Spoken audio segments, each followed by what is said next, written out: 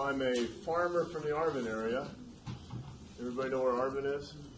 Yeah, okay, thank you. It's southeast of here, about 25 miles. I don't know what Dr. Woods told you about me. I went to the same undergraduate university as Dr. Woods did, and it took me 28 years before I got my MBA after I graduated. I had to raise a family first and do those types of things, but I did go on to get my MBA and completed it a couple of years ago. It was a great experience. That was one of the couple of questions in here. I'd always planned on doing it. I waited until our kids graduated from college before I still, I'm a full-time farmer. That's my main goal in life, and yes, it is a family business. I want to congratulate you folks. You're very unique. You're part of the first semester ever at the university, right? Think about that. It's probably a real pain in the butt, isn't it? I mean, hell, I call it auditing. I'm doing the Open University or Extended University, the Lean Six Sigma, which I highly recommend to any type of business student in the world to look into a Lean Six Sigma course. So anyway, I'm taking that now, and my goodness, we started in August. We're not going to finish until next month. And it's kind of overwhelming, but you guys are part of the first course of the university. Call it the university. Don't call it Cal State. Call it the university. It deserves that honor, so it's the university. If you go into college, that's Bakersfield College. No, you're at the university. Have some pride. I agree. Okay, Dr. Horace, as I call him, he would say the same thing too, by the way. Horace definitely would. Yes. I didn't have a very good felt. You want to mark it again? I got a better one. Okay. You want? Okay. I can fill it in while you're talking. My grandparents immigrated here in the late 20s from Denmark, which is near Germany and in Europe, and I'm a third-generation farmer. So family businesses. Is anybody in here is anybody's family run a family business, and like whether it's a restaurant or a gardening service or anything like that? We have a few people that realize what a family business is, right? This is business strategy here is where we're at today.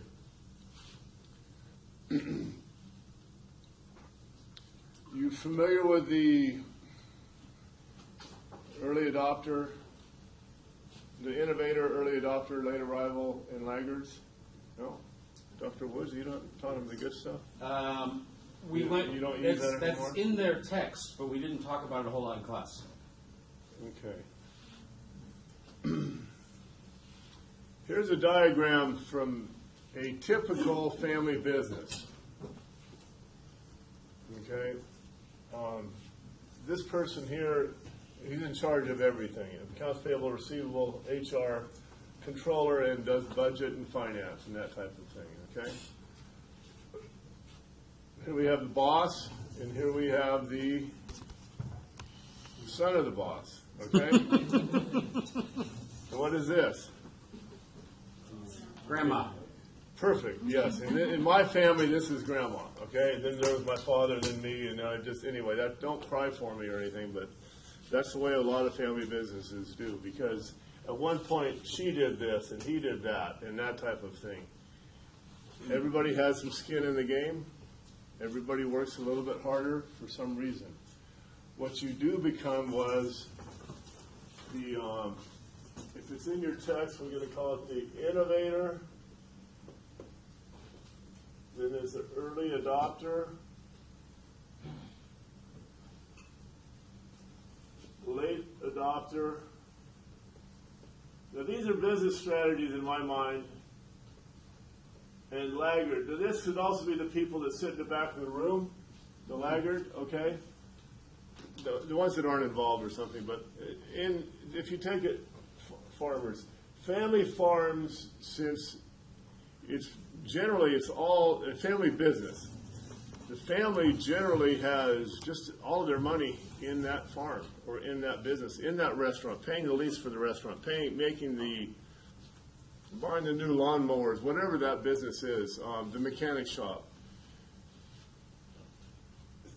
Family businesses are seldom in the innovator category. Sometimes when I came back from college, we were in between here somewhere. Laggard is as far as developing new technology is what I'm talking about here, whether it's technology or processes, it's going to be hard for you to realize, going from handwriting the payroll to using a computer, okay? That took a lot of us a long time. By the way, when I was in college, I graduated from Stanford in 1981. The personal computer was not yet in service. The guys were still Hewlett and Packard were still working on it. They're on campus, yeah, nearby in their garage or whatever. So, developing strategies or how you run your business, adopting your new technology. I think Dr. Woods, he's a big advocate of looking for new things and doing like that. When I came back from college, our family operated like this because they didn't want to lose anything. You know, there's always risk when you go up here. There's risk, and that's what you guys are here learning about today. If you stay in here, you're not going to grow. Any business needs to grow, even a family business. Any business needs to grow. You guys have learned that. Then we have since moved up into this category through my prodding and pushing. We put in our first solar array. It's 5 acres big. It should be online next week. So cool. It's 1 megawatt, and it should be online. It was a very expensive project for my family, but it sort of takes 4.5 years to pay it off. You're familiar with solar systems as far as the government tax credit and that type of thing. But you still have to pay that, in this case, $2 million out of your pocket to get it, and then it'll come back to you in 5 years, or so they say.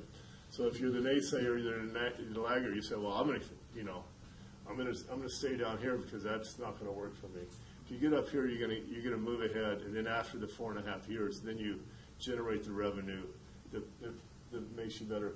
An innovator would be somebody like a wonderful company, Paramount, or a Grimway or a Bolthouse. Those are family owned, but they're they're conglomerate type of thing. Quite a bit different than the operation that we run. If anybody has any questions, raise your hand and I'll try and answer one or two, answer a few of the questions.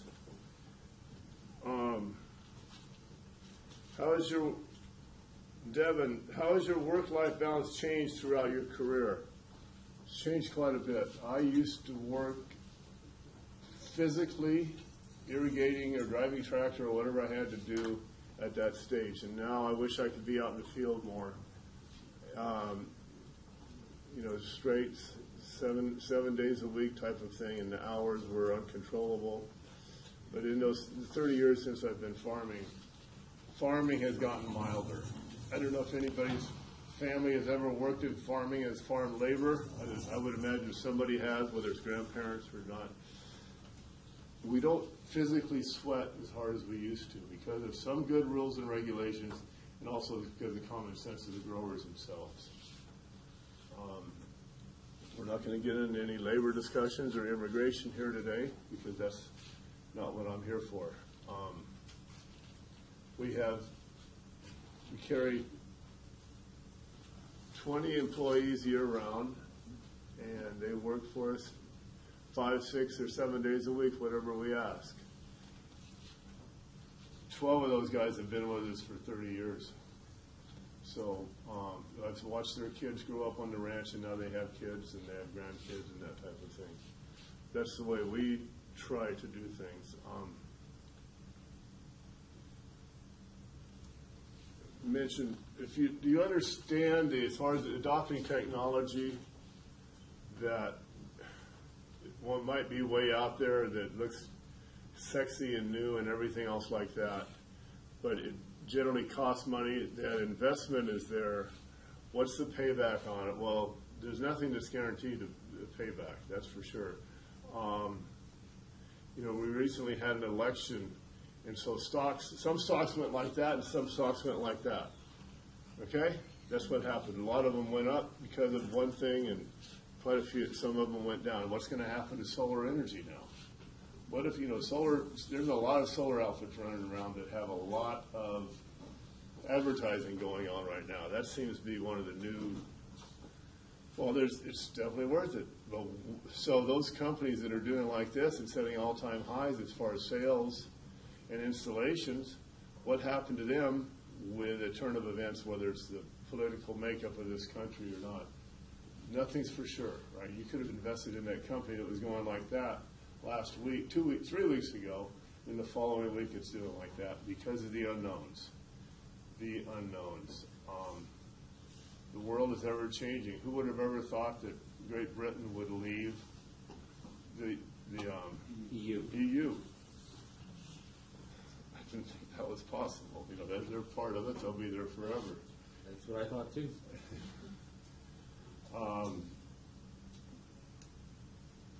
One of our main crops is almonds, and we export. 80% of the world's almonds are grown in California, from Arvin to Chico, okay, or to Redding. 80% are grown right here on, when you guys drive down the freeways. 70% of what we grow is exported. Huge, right? What if you're a grower? Do you want a strong? If you're a grower that ships 70% of your product, do you want a strong dollar or a weak dollar? Strong. We got a weak dollar. Weak dollar. Wait, what? Don't be macho. We want a strong American dollar. That's exactly what we think, right? People won't purchase. Yeah, it's cheaper for them to buy our almonds, okay? The only time that a strong dollar is good is when my wife goes to Europe. Yep. Think Whenever about you're it on that way. vacation. Don't forget that. When my wife, if she was to go to Europe in exchange for money, she'll get more euros for the dollar when the dollar's strong, okay? But we want them to buy as many pounds as possible. We literally want a weak dollar. So if some new president comes in and says, I'm going to make the dollar the strongest currency it's ever been and that type of thing, damn it, you know, what's going to happen? Now we're getting into world finance here, too. You didn't know I was a financier, did you? I just have to Nothing about you surprises me. look at it realistically. That, damn it, weaken that dollar, and then again, we get ready for the next recession. The last big one was 2008, 2009, correct? Now, a lot of you probably weren't aware of that at that point. But your parents were, though. I bet it affected somebody in your family somewhere. Whether they did lose a house or a job or both, or they had to downsize type of thing, that happens. And then what follows with a recession? Opportunity. You have, if you do have some money rat holed away, you have an opportunity to buy that house that you know, possibly get that house at that point. It's opportunity, you know, if you can hold on to enough capital to do that type of thing. And that's the same with investing in your own business. And that's what the strategies are. There were a lot of big, what would you call it, companies that buy other companies. Whether it's a Berkshire Hathaway or something like that. Let me say that I'd like to own one share of Private equity? Yeah, private equity firms. So they just swoop in and start buying up these companies that are really weak during the recession. Those companies get stronger. And that's what we see each time. Well, when the recession be, I don't know. Right now, the stock market's continuing to climb. Things are looking good. We'll follow with that. Export. Well, you're thinking business strategies. So I'm on the board at a local. It's not necessarily a winery. Delano Growers Grape Products. It's up in Delano. And we send our grapes there and we make grape juice concentrate. Okay, here's a strategy that we were worried about, and this is what happened. Grape juice concentrate is in a lot. It's used as a sweetener. When it says no sugar added, you just pour some grape juice concentrate in it. It's literally a sweetener. Our largest customer was 35% of our business. It was Ocean Spray. Everybody's drank at one point in their life an Ocean Spray. That cranberry juice, you cannot drink straight cranberry juice straight. It takes a lot of vodka. You got to put a lot of vodka in to drink it straight. So it's literally sweetened with, it says no sugar added. You put a little grape juice in there, then you can. And it's still 100% fruit juice, right? Still 100%. But the concentrate. So Ocean Spray was our largest customer, 35%. our price got so high because there was a shortage. One of our biggest competitors is Argentina, because they have some mechanism in their country when the wine price is low, they do stuff and they manipulate their markets by their federal government literally regulates the wine market, and the excess goes to grape juice concentrate. Instead of making wine, it just goes to grape juice. Well, they had this excess of grape juice because of Argentina. They're not a very good country to follow business-wise anyway. They do a lot of wrong things. I'm not going to talk about Cuba today. But so the market, the price gets up, and then they see an opportunity, Argentina does. They start shipping tanker loads of this stuff to the West Coast and to the East Coast, and it pinches us down. We lost 100% of that ocean spray business, which was, like I said, 35% of our deal. And it was rough for a few years. Since then, the cream always rises to the top. We continued with our quality. We continued to hold our stance.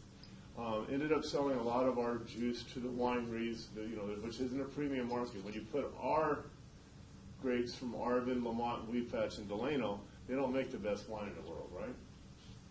So, but that's how we got by for a while. So since then, the quality of the Argentinian juice was never as good as ours, but they were able to come down the price.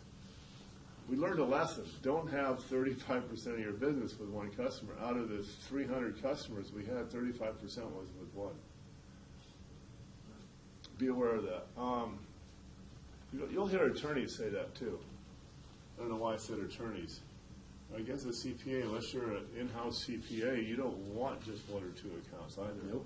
All it takes is one to get fired from that job. Once again, diversification. Okay, that's what we're talking about here. What kind of farming do you do? I'd already mentioned grapes and almonds. We also grow numerous row crops. Processing tomatoes, which go to tomato paste and dicing, we grow for Del Monte. We grow fresh carrots for Grimway Bolthouse and Kern Ridge. We grow garlic for 2 different garlic companies. And sweet potatoes. Kern County in California is a very large #2 producer of sweet potatoes now. Didn't know that, did we? Know that. No. After North Carolina, because we can grow really good sweet potatoes here. I think years ago, what was that diet? So we also grow fresh potatoes, whites, reds, and russets.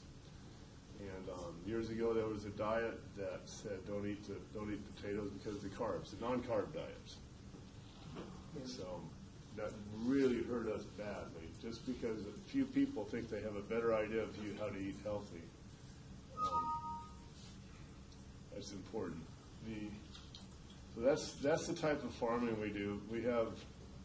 I'm farming along together with my cousins, and my parents are involved too. And we have 20 full-time employees. The rest will swell up to 300 during harvest, whether it's garlic or something like that. Most of that comes from farm labor contractors, FLCs, which are very reputable people nowadays. Years ago, the farm labor contractors, they had this propensity to. So if you write a check, if I write a check to you, I'm required. Your name? Carlos. Carlos. If I write you a payroll check, I'm required to make a deposit for your taxes, right? I'm required to do that. Usually that's about 20%, 25% of the gross. By the time you finish with the Social Security, the FICA, and all the other, the disability and everything, I'm required to do that on my own, right? The government can't. So anyway, I'm getting off the subject here, topic. The farm labor contractors, every once in a while they just won't pay it. They won't pay that to the government. They eventually get caught, lose their license, and after a while you have to use somebody else's license and that type of thing. Nowadays the labor world is getting better all the time, is what I'm trying to say. We're cleaning up our act, whether it's the growers, the contractors, and the labor side. We just don't like being told what to do by the people in Sacramento. sometimes that's what it takes. You got a question over here, Ken? Yes. Well, I know California is starting to put in restrictions when it comes to water usage, especially in the drought. I think by 2025. Does that change up your business strategy when it comes to? Yeah, was that your question here? Somebody had a drought question. I didn't. It said, how is that would have been Kenneth, Lucas Kenneth. The drought, that's a really good question. Lucas Business drought. strategy. That was Lucas's question. Okay, the drought is very important. I don't know why I didn't get to that yet.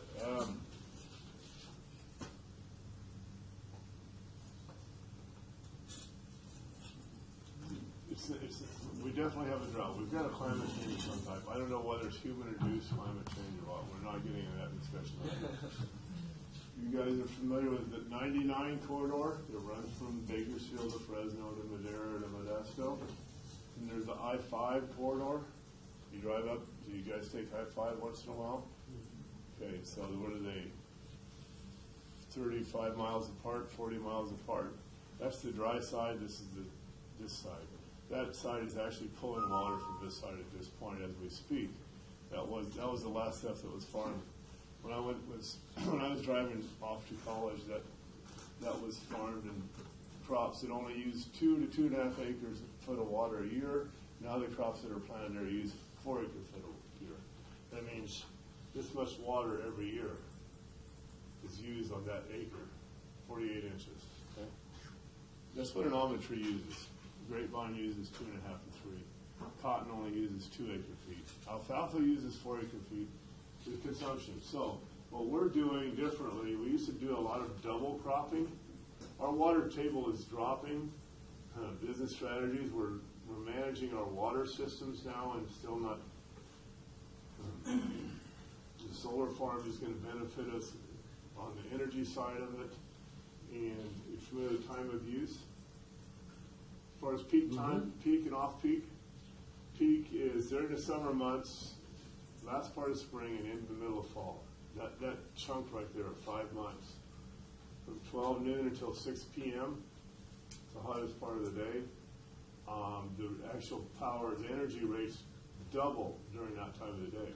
So if you don't run your electricity on our wells during that time of day, then you won't have to pay that exorbitant fee. So there's an incentive, a benefit for us to make big reservoirs, which look like big lakes. You drive by those all the time. Sometimes they have fish in them, sometimes they don't. It's pretty convenient out in the Arnold Lawn area to dump bodies in, too. That was a bad joke. So you pump your water. You're either pulling it from the underground, it's called groundwater, or something called Sigma. It's going to help us manage all this, too, by the way. Snow in the mountains gets into rivers and fills the canals. That's surface water. And what we pump from underground, those big turbine wells, that's called groundwater. But there's a balance. We recharge the groundwater with the snow water from Lake Shasta or the San Joaquin River and that type of thing. We continually manage that. There are more rules and regulations. As far as business strategy, I mentioned double cropping. Kern County is blessed. We can grow 2 crops of potatoes a year, 2 different times of the year. And 2 different times we can grow carrots. So what we've done is got backed off of that to save water. We only grow 1 crop a year now. So, is it more efficient or efficient / cheaper to do that versus implementing like a vertical gardening style? Oh, okay. So you mean like in the greenhouse type of effect? I don't know if you could build enough greenhouses to feed the way we do. Oh, okay. So those formats, mechanisms with the greenhouses and that it works. That's on the smaller scale. But are you going to be able to crank out millions of tons of tomatoes in order to make enough paste and diced and ketchup and that type of thing? Are you going to be able to do that? And also what happens then is labor, those are labor intensive, correct? I believe so. So we'd have to have, mechanically harvest our tomatoes. Yes, sir. So you've been having to buy water, you still gotta use the water from your wells? Or are you using both, a combination of both? Water's free. It comes from God, right? It comes from up there, right? Leaving God out of this one. The energy the energy is electricity that it takes to pull it out of the ground, and then there's a delivery system. Lake Isabella, Kernville, you're familiar with that? That's a reservoir. It's a man-made reservoir. Then they let out enough water to come down the Kern River. You've been down along 178. You've been up the canyon? I have not. You haven't? Okay. It's a really nice drive. And then it comes in and fills our canals. The canals are run, you guys cross over them on a daily basis. Sometimes they have water in them and sometimes they don't. So we are required, once again, that water that flows into Lake Isabella is free, but in order to deliver it here, we have to pay. And that depends on what we're willing to pay and what they're willing to charge us. There's federal systems, state systems, and county systems. It's very complicated. That would be a whole other class, and I'm not qualified to talk about how that works. There's something that's coming up now. It's, Governor Brown signed it 2 years ago. We're in the middle of developing the discovery part. It's called, pronounce it SGMA, Sustainable Groundwater Management Act. Right now, we're pulling off the aquifer. 30 years ago, the water level was at 300 feet. Now it's at 400 feet, okay? Don't use those numbers. Don't quote me on that. But just to think of something like that, the water level has dropped that much because of the overdraft. We pulled out too much water. We literally have. Why? Well, that's a bad thing. We should stop doing that. The almighty dollar, we're trying to farm. So what we do is lower our wells. We're chasing the water. Now SGMA will get us back up to we will not overdraft anymore.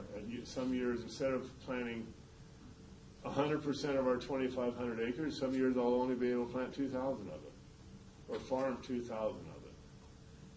And then during that time, the water table, the level should come back up. It's really a good thing. I'm excited about what it'll do because my pockets aren't deep enough to keep up with the corporate big shots of my neighbors that have more money than me as far as drilling deeper and deeper wells. I can't keep chasing that. Any other questions up back there? Good. Water's a big discussion. I can't say that we lose sleep over that. What was my biggest takeaway? So I'm an advocate of the MBA program. It just took me a long time to get there. The staff,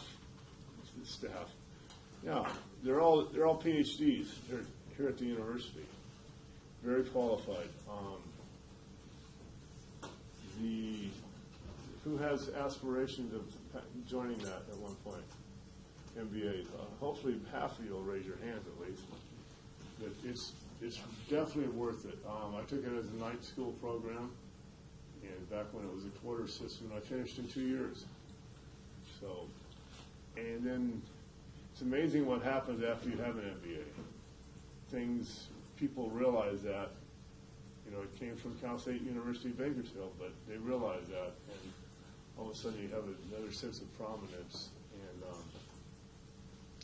and a lot of skills are taken away from it. You guys do group work here at this level, so this is an upper division business course, right? The highest, good, right?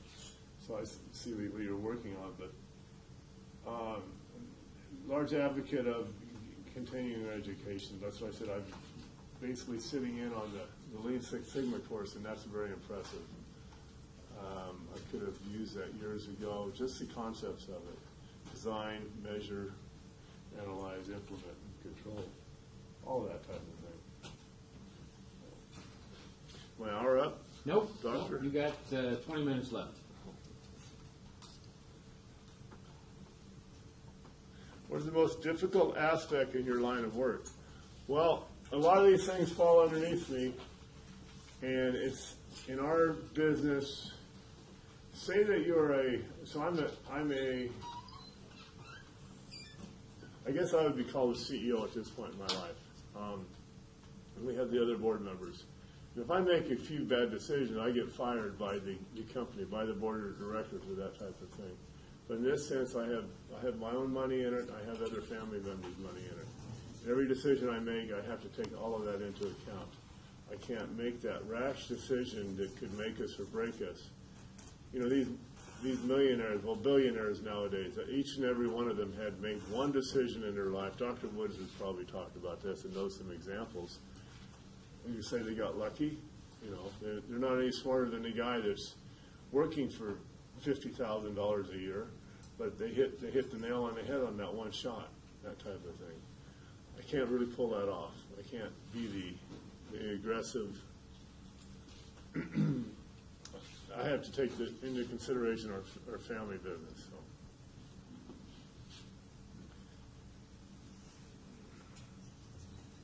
Has technology played a role in improving your business, and in what ways? And that's from Jose Antonio. Yes, very much so. I think I mentioned, so in the 1980s, somewhere in there, we converted to using a desktop for payroll and accounts payable and that type of thing. That was the first step. Since then, I like to show it. If you ever came out to did you come to our office? Did I show you? Yeah. Okay, up on the roof of our barn, our main mechanics shop barn, is an aerial antenna for our GPS system, which some of our tractors run off of that GPS. It makes the tractor go straight through the field. We don't want the operator to touch the steering wheel because he cannot drive as straight as the GPS mechanism. And there's a lot of benefits with that. You don't have pie-shaped fields, and you don't have, there's an energy savings in it because every inch is covered as that implement goes back and forth and back and forth. Never an error. So anyway, so the GPS system is sitting up there, and right below that is where my grandfather used to keep his mules. In the 1930s, he was still using mules. And probably lived a better life back then. All you had to do was worry if the mules were, worked hard that day or not, But anyway, so that's within our family being there. We've gone from mules to having a GPS antenna for $300,000 tractors that run up and down the road. So that's one of the.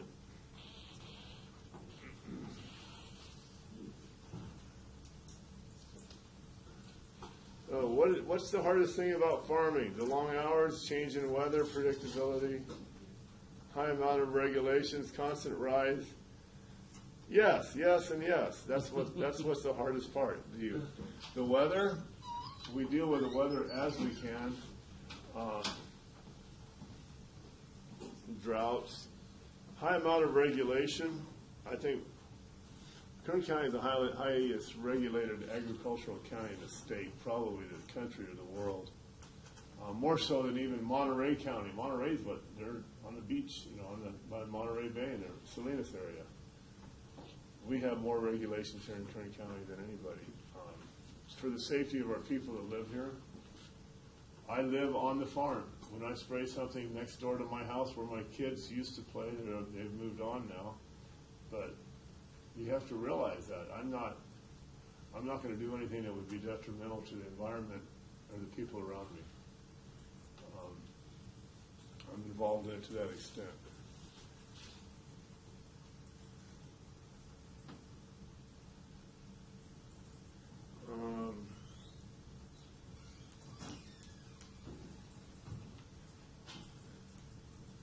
A lot of questions about the masters, but I think we went over the technology. So that was the technology, the computers, and then the GPS type of thing. We also now have, I didn't bring my iPad, I could have brought that. On a lot of the farmers carry iPads in their pickups now, which doesn't surprise you, but 15 years ago, most farmers would have said, no, there's no way in the world I need one of those idiot boxes. We have, irrigation is a big part of it. We have to be very conscientious about our water usage because it's very expensive. It is a diminishing natural resource. We have soil moisture probes in the soil. They go down 5 feet, and every foot it takes a measurement, and it's real-time monitoring the moisture of that soil. I can see when I need to irrigate an almond field, and I have it on my desktop. There's a website, a platform that, in this case, it's Climate Minder, which is owned by Rainbird. Everybody's familiar with Rainbird, the sprinkler people. So I can make the judgments, and that's real time. We could look at it right now or something. Oh, I should have brought that. I'm sorry. I apologize for that. Another piece of technology is in the almond visit. Okay, insects. Insects are insects. By the way, nobody asked anything about organic. I'll get to that in a second. Navel orangewort. It's a worm that eats almonds, even though it says navel orange. It also is bad in the oranges. But the number one pest for almonds is the navel orangewort. We spray and we spray and we spray. A few years ago, we had to spray 4 different times for the almonds for the navel orangewort. There's new technology. It's called mating disruption. So I thought all the guys would start giggling here, but I guess we have an adult class here. Relatively so. Okay. Well, my cousin first heard about it. He says, "Don't put that near my house." Mating disruption is using a pheromone to confuse the male where the female is. So it's using the pheromone of a female moth and confusing the male so that he can't find the female, because so there's these puffers out in the field, and they're have I showed you that one? I think you did, yeah. Okay. That they puff whenever you set it up for. During their flight time is usually 10 p.m. to 4 a.m. is when they're out flying and mating. So the puffers come on because they're programmed to come on between 10 p.m. and 4 a.m. and they puff out in the area, and the males can't find the females. Mating disruption. What's great about that? We don't use any pesticides. This pheromone is really mild. The pheromone is literally what you would call organic. Okay? That's the direction that California farming will be headed if we do this thing right. If you don't over-regulate us, we'll come up with stuff like this. We'll continue to do that. So those 4 sprays, we did spray twice this last year for that same pest. But that was because I wasn't quite sure. This is the first year. I wanted to cover my bases. But instead of spraying 4 times like we had the previous year, we only sprayed twice.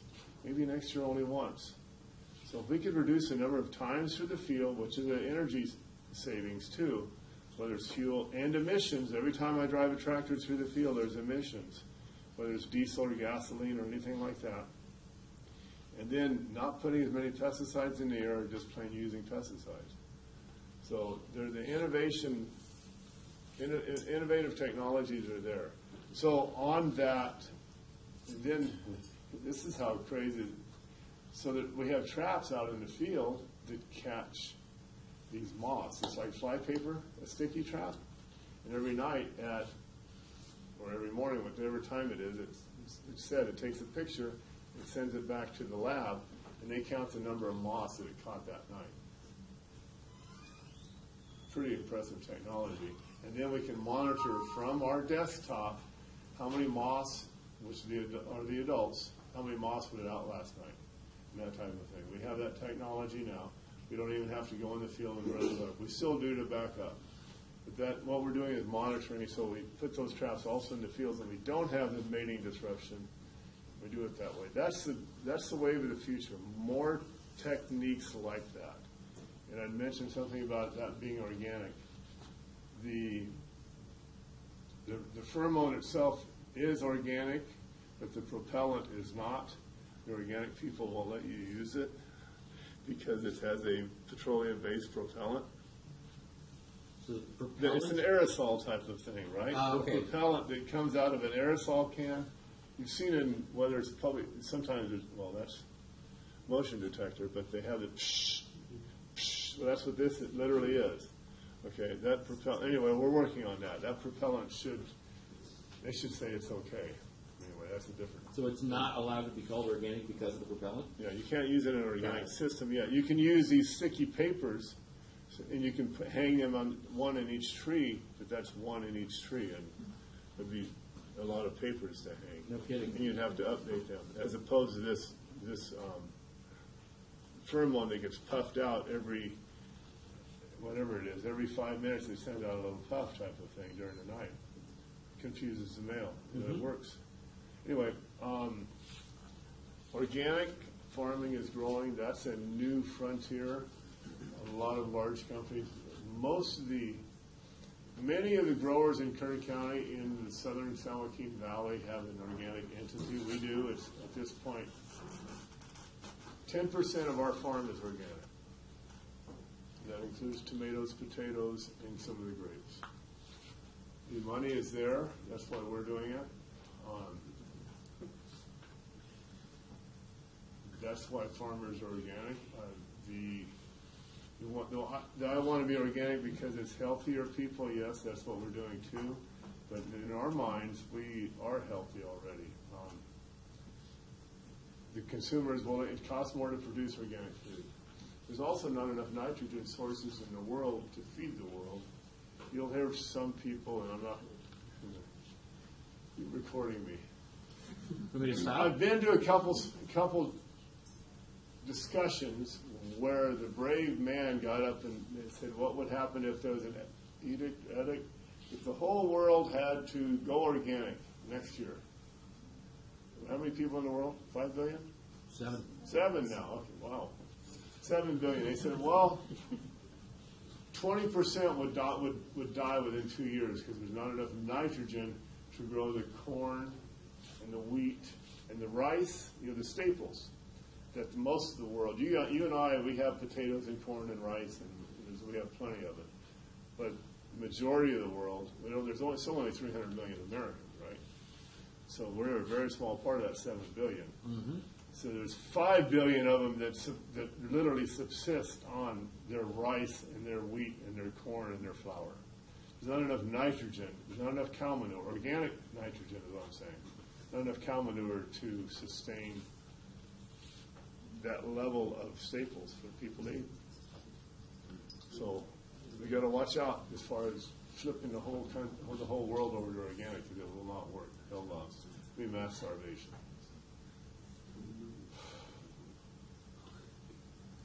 You got about 10 minutes left. Yes. Do you sell at any local farmers markets? No, personally, we do not sell to any. No, we don't. Okay.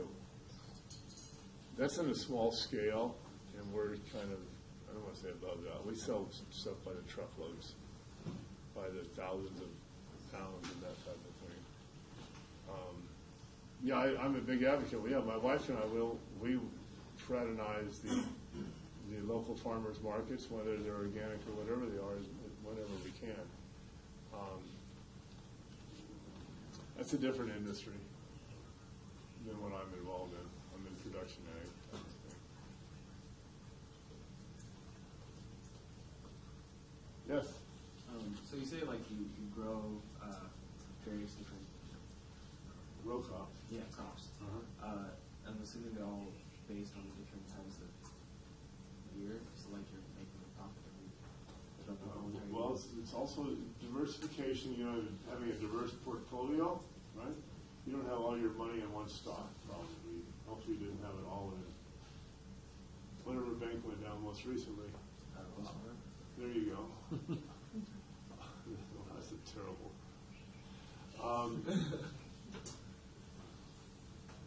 Crop rotation is the main thing.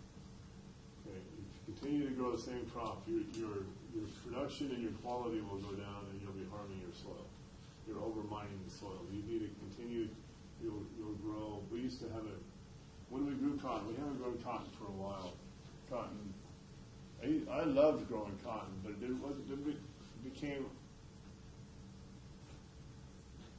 not profitable for most of us here in Kern County. You have to have very inexpensive water in order to make it and have heavy soil. Most of our soil out in Arvin is a little too light for the water retention. But the rotation, we would go cotton, and then we'd follow with potatoes, carrots, and wheat. Cotton, potatoes, carrots, and wheat. Cotton, potatoes, and that worked really well for us. Those are really good swings. But now we switched and we go sweet potatoes and then we follow with carrots after that and that type of thing. We're continually rotating the crops underneath there. Now the annual crops, such as trees and vines, we just removed some vines that were 95 years old. They'd been on, they were planted some in 1917. Wow. 1918. When we removed them, they were 95 years old. Your family took over the farm in the 30s, didn't they? Yes. Yeah. So those were there before. Yes, they were there before Yeah. my family immigrated here. They were very, very old grapevines, and they were still in really good shape. Farmers were the first environmentalists in my mind. I'll say that.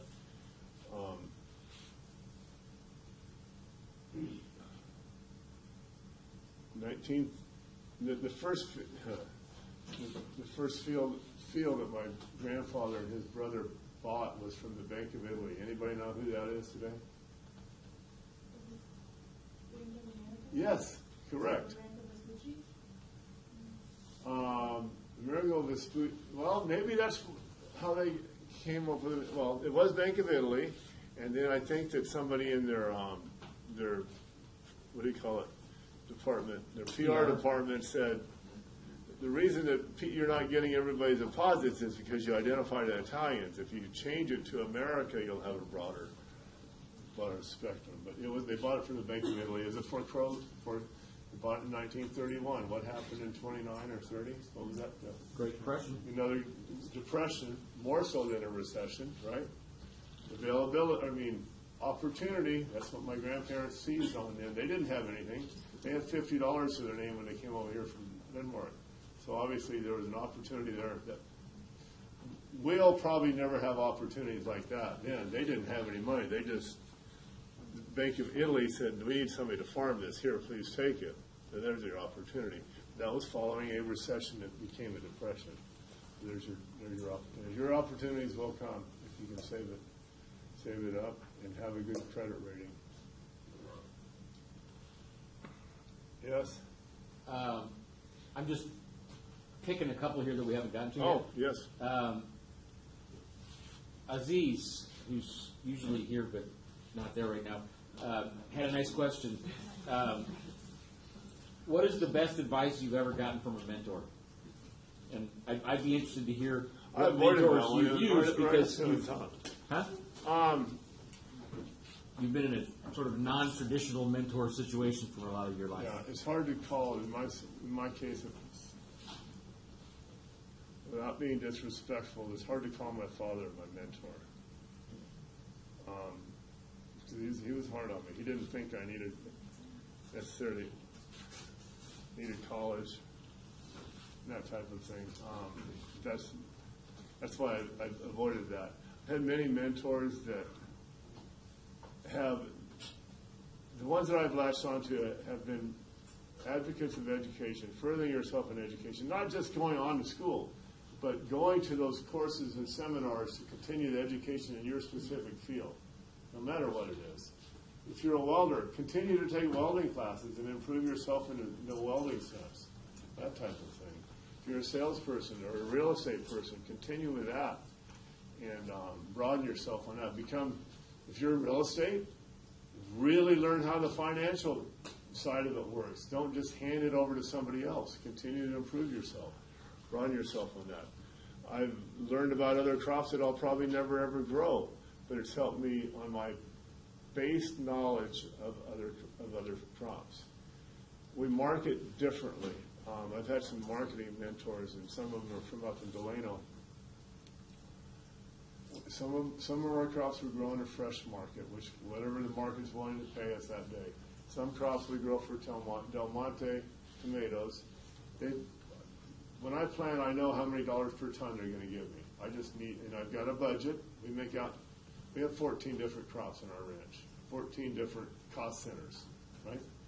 Cost centers. So I plug in, I know what the returns, the dollar per ton is going to be. I know about what my yield will be. Then weather comes into account also. We all know that. And then I've got to look at this what my expenses are here, and you guys have done budget work, I believe, maybe. Not so much in this class, but Okay, so that budget, your expenses, okay? You got your labor, your land rent, your water costs, your overhead. Don't lie to yourself on overhead, by the way. Always charge yourself enough overhead. That's where you can hurt yourself. And then your cost of your fertilizers and pesticides, harvest costs. You list all of those things there. And hopefully down here in the bottom, and you guys looking down here in the right-hand corner, we got a plus sign. We have to do that. We utilize a bank. Most farmers do. Farming has a benefit of, we work on a cash basis. Familiar with that? Cash basis, not accrual. And we can defer payments until the following year, and we can prepay, that type of thing. It's the benefits of being a private business. You can do things like that. Okay? And if that went over anybody's head, I apologize, but we work on a cash basis just like you would out of your checkbook out of your own house. You don't have to, well, we appreciate new equipment and that type of thing, but we don't. Okay. So another question, sir. yeah, Shira had the question, what's the most rewarding part about your job? Watching the crops come in. Yeah?